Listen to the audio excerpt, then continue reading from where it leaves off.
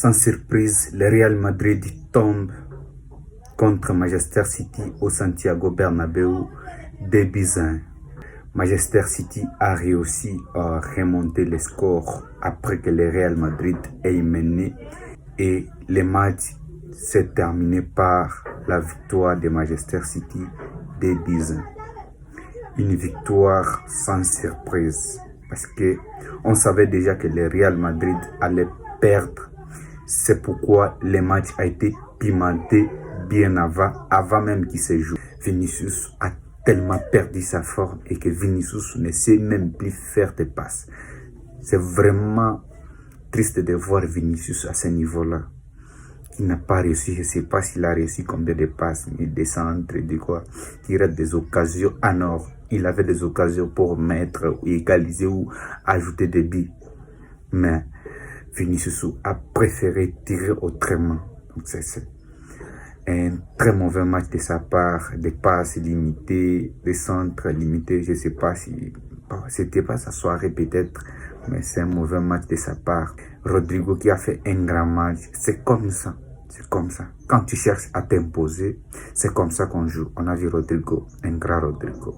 Je ne sais pas si il aime Manchester City ou quoi. Hier, il était à la hauteur. Oui, ça c'est la vérité. Il a joué, il a fait un grand match et il nous a prouvé qu'il mérite la place de titulaire au Real Madrid.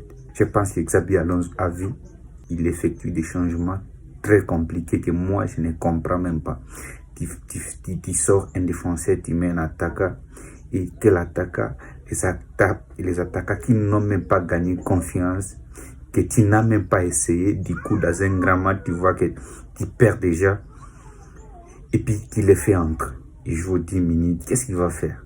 Il faut chercher. Donc à chaque fois qu'il faut commencer à essayer de jouer, à chaque fois que vous menez un score.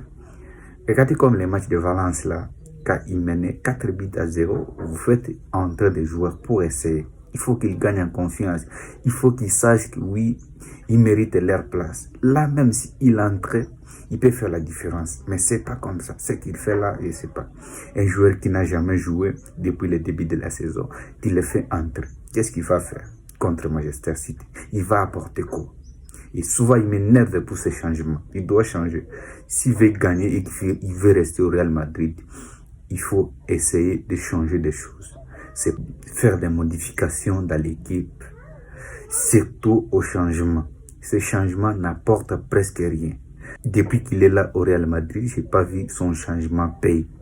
À part en Coupe du Monde des clubs, quand Mbappé revenait de la blessure, on l'a fait entrer contre Dortmund, il a mis un but. C'est là où moi j'ai vu, je ne sais pas s'il y a encore un changement qui a fait la différence. Moi, je ne sais pas. Il me déçoit tellement par ces changements et qui ne sait pas de donner confiance aux joueurs. C'est ce qui a fait qu'il ne gagne pas hier contre Manchester City. Mais sinon, le Real méritait bien la victoire. Malgré ces joueurs, je ne sais pas ce qu'ils faisaient. Ce terrain, il y avait des centres. Imaginez, vous avez des occasions, des grosses occasions, mais vous faites des tirs cadrés. Qu'est-ce que cela signifie? Cela signifie que vous êtes très limité, que regardez l'occasion qu'il y a eu Bellingham, au lieu de donner, il y avait Vinicius, il y avait ses amis, au lieu de passer, il a préféré tirer. Et regardez même sa façon de tirer, il a raté complètement alors qu'il était prêt. Et qu'il allait mettre un but, mais il a préféré comme ça. Il faut que les joueurs se comprennent